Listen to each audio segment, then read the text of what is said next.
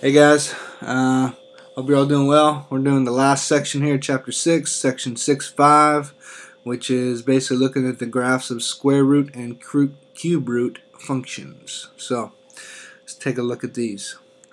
Alright, example number 1. We're going to graph a square root function. Let's actually look at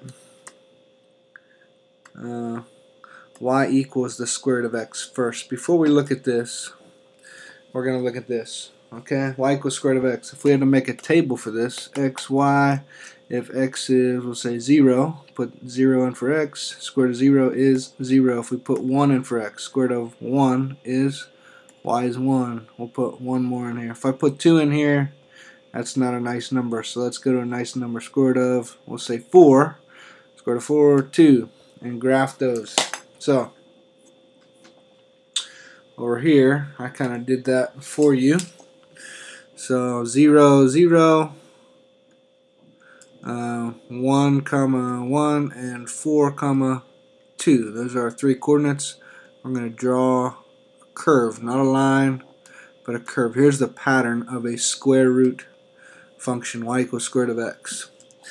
Now, they wanted you to look at y equals 1/2 the square root of x. What do you think that would do? In the past, other functions we work with, that value out front normally kind of made it bigger, but in this case it doesn't. If you take 1/2 of your x, this value right here, it's actually going to make it smaller. Like if we'll just do 1 times 1/2 the square root of 1, and that becomes 1/2 times 1, which is just 1/2. So you'd have 1 comma, do this in a different color here. Okay. So we'd have 1 comma 1/2, and this would be cut in half too. This would be here. So your other one, this would be the second one. This would be this one. So question is going to ask you what did it do? Compare the graph, compare the green line with the red one. What should we say? Some of the things we said before. What did it do from red to green? This is called a vertical shrink because it shrunk. This is bigger. The red is bigger than the green, so we shrunk. Right? This is bigger than this. Okay, so what would make it a vertical? The other one would be a vertical stretch. That's the other kind. Okay, so off to the side, what made it a vertical shrink? A was less than 1 but greater than 0. Here's the A up here. Okay, so to know this, you have to know the formula here. It's y equals a square root x minus h underneath the square root, and then plus k outside of the square root. So write this down right here. I want you to write that down, and I want you to write the other one. Y equals a, instead of square root, we're going to do cube root of x minus h plus k. Very similar, only this is a square root, this is a cube root. Okay, so here's the notes that you should take. Write these two down, and these are your, you could say square root function up here, so I'll abbreviate square root function, and this one right here is your cube root function. Okay, all you have to know is if the absolute value of a, whatever is out front, here's the a, right? You don't see an h and a k in this case. You see a, you see x, you don't see an h, you don't see a k, so that means they're both 0. H and k are 0. Okay, there you go. So if a is between 0 and 1, like 1/2 or 1/3 or 3/4, then you're going to have a vertical shrink. But the other side of this, so write this down as a note off to the side, you can have a vertical stretch when a, absolute value of a, is greater than 1. Like if this number out here was y equals 3 square root of x, that means it would be big. You know, it'd go up here somewhere. Okay, be a vertical stretch, stretched it out. Alright? So some terms you have to know. When is it a vertical shrink? Right here. When is it a vertical stretch? When A is greater than 1. Okay, so what if A was negative? That's the other case. Let's kind of look at that. Let's put that over here. Y equals negative square root of x. Okay? If you put this in your calculator, all you would see, here's y equals square root of x in the red. All you would see is, since that negative is there, you've dealt with this before, it's a reflection over the x-axis. So all I would do is take all these coordinates right here, 1, 2, 3, and so on and so on.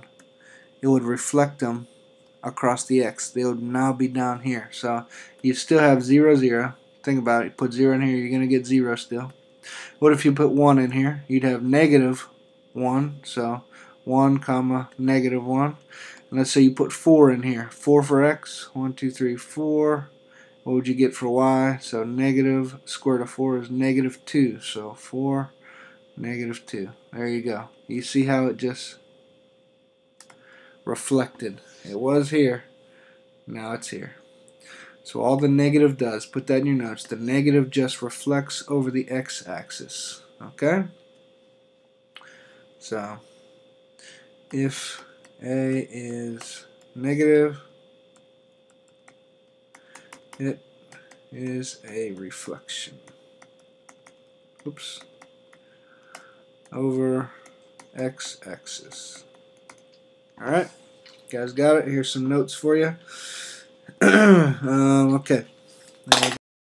Okay, so what we just did was, one, we graphed them. Okay, you looked at the graph of this one, which is actually, they don't say it, but this is the parent. Remember how we did that? There's the parent, and this is the other guy. This is like the child, right? You compare these two things.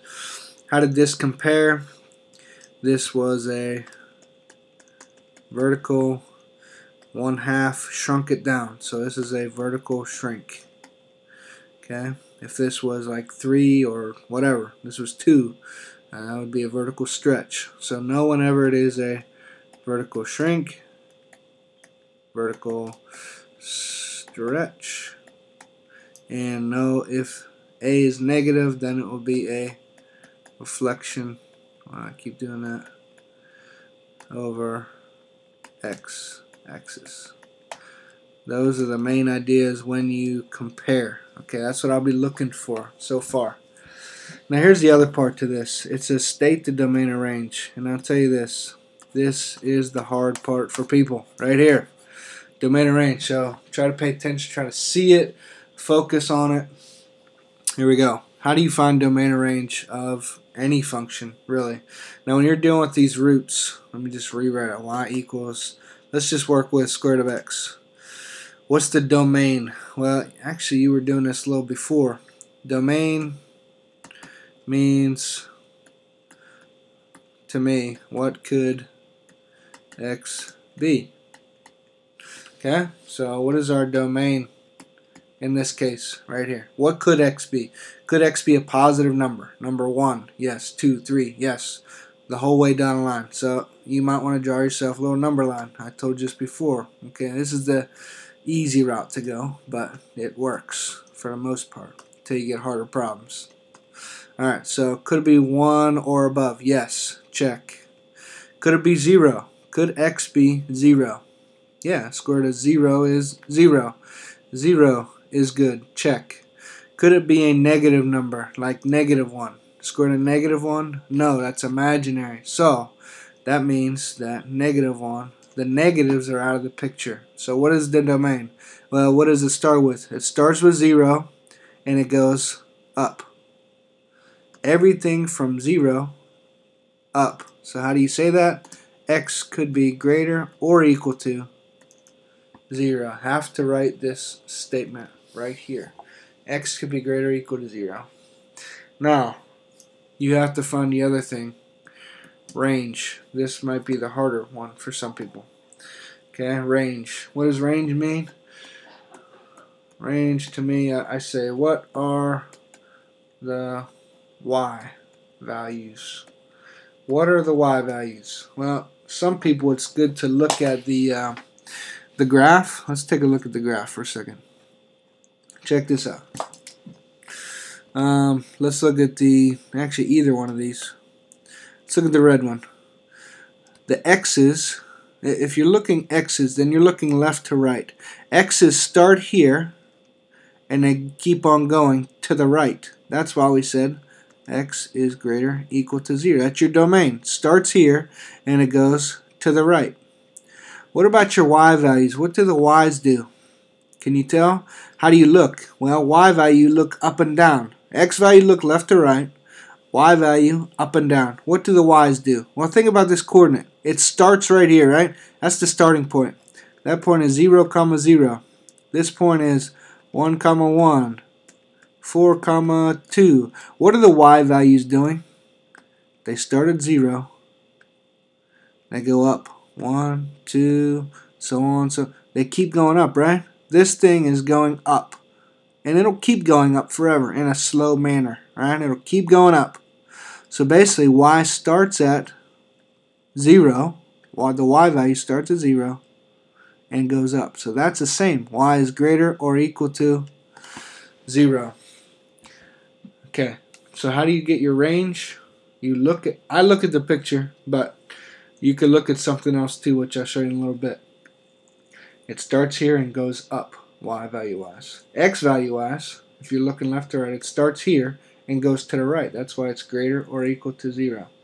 Goes to the right. Okay, what about this one? Actually, let's do this one. Look at this picture. Y equals negative root x. What could the x values be? What could they be? Could it be positive? Yes. Could it be 0? Yes.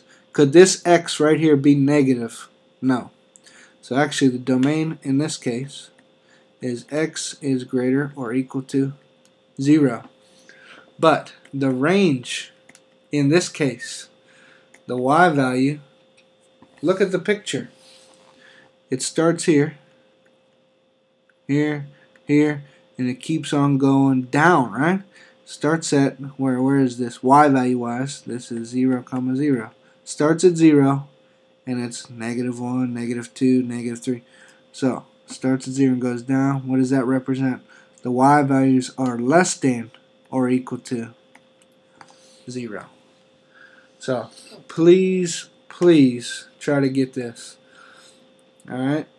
How do you find domain? How do you find range? Domain, I look underneath the radical. Okay, and I say, okay, what could x be? X be negative? No. Positive, yes. 0, yes. Okay, that's the easy way to do it. Range, I look at the picture. Oh, it's going down. Starts here, goes down. Oh, less than equal to 0. Okay, you guys get the picture here. Let's try some more. Okay, let's try more problems. All right. Now, let's see. Nope, doesn't work. So go here. All right. State the domain of range. We'll just go to that slide and show you. The domain is what we said. X is greater or equal to 0. The range is y is greater or equal to 0. Make sure you write it that way. Okay? Domain, range. The graph is a vertical shrink. That's all you have to say. It's not reflected, so you don't have to say reflected across the x-axis. That's all you got to say. So main ideas, which took a while, but main ideas are know how to find domain, know how to find range of a function, and know how to compare. Which all you really got to know is shrink, stretch, or reflection. Okay? Let's try something here. Alright, example 2. Notice example 2. Looks similar, but not. See there, little cubes. So now we're dealing with a cube root. So let's say you put this in your calculator. Alright? Go ahead and do that. Maybe pause the video, put it in there. You're going to get something that looks like this. Okay?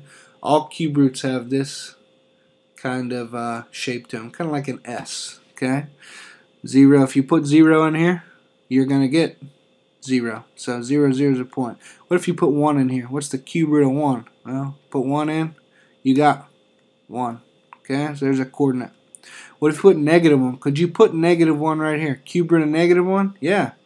Cube root of -1 is -1. So -1, comma, -1.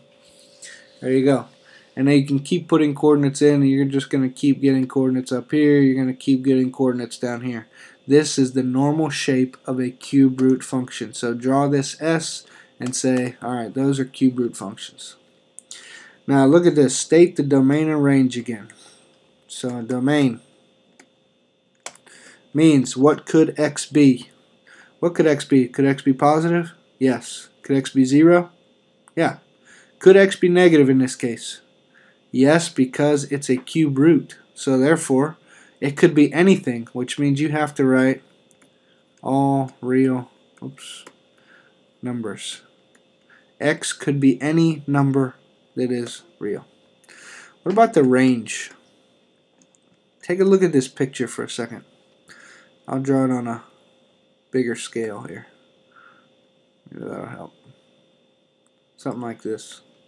What is the range? What are the y values? That's what you have to ask yourself. What are the y values doing? Well, it starts at, it actually doesn't start at 0, but here's 0, 0. Here's 1, 1, so on, so on. So what are the y values doing? They are going up, right?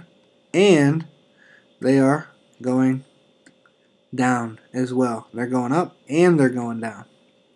All right, the other one, the square root up here, they're just going up. That's why you said greater or equal to 0. This is going up and down. So range is actually all real numbers. And I just tell you this to make things easy for you.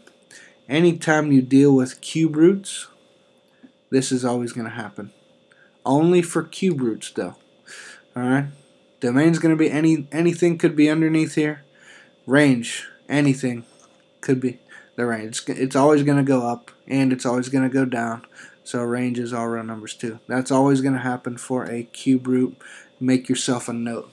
But for square root, it could just go up. It could go down. Okay? It could be different things. And actually, you're going to see this too. It's going to start like here and go down.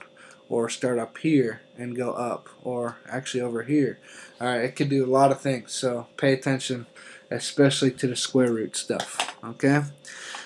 Look at the next part. Compare. So step 1, state the domain and range. That's actually easy part of cube roots. That's easy points. The next part is compare. That's still easy points. All you have to know is it deals with the A, which those are the notes that I wrote earlier. If A, okay, y equals a, we'll say cube root of x minus h plus k. If that A is greater than 1, if the absolute value of A greater than 1, it is what? Vertical stretch. And if that A, absolute value of A is less than 1 but greater than 0, it is a shrink. Now look at this right up here. Look at that A right here. What do you think that does? -3. -3, if you put it right here, absolute value -3 is 3. So 3 is greater than 1, which means it's a stretch. Okay? Now you can check this by put this in your calculator. -3, cube root of x, put that in, and you're gonna see this happen. It's gonna go higher than, oh, that's actually not gonna do that. Because it's negative out here, it's gonna do something else. It's gonna flip. So this up here would actually flip down here, and this down here would actually flip up here. So actually, it's gonna be wider or stretch, and it's gonna flip this way. I'm gonna draw this on a separate because that's ugly, right? So let's draw this somewhere else. My little boys whimpering in the background. You might be able to hear them, but. Let's see. So I'm just going to draw you a rough draft. So 0, 0. This will be y equals just the cube root of x, the parent function. So 0, 0. I'm going to say this is 1. So 1, comma. I'll say this is 1, 2. 1, comma 1, and so on and so on. And then we'll have negative 1, comma, negative 1. We'll have a coordinate right here too. So it'll go up like this,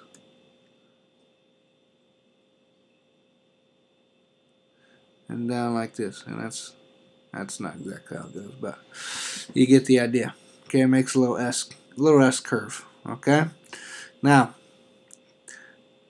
because let's see, y equals negative 3 cube root of x.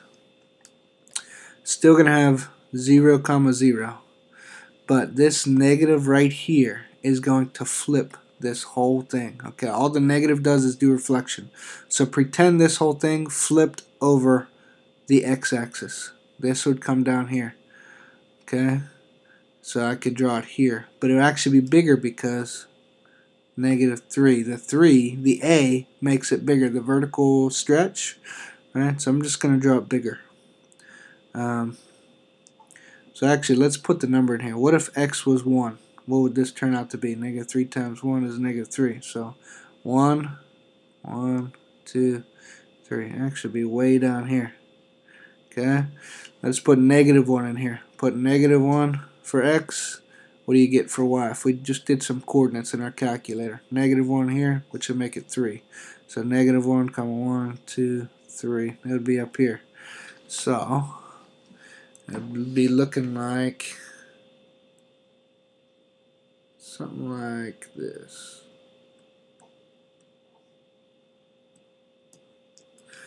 So if you type this in your calculator, which you should, so you get an idea of this versus this right here, you'll notice it is, you would say, a vertical.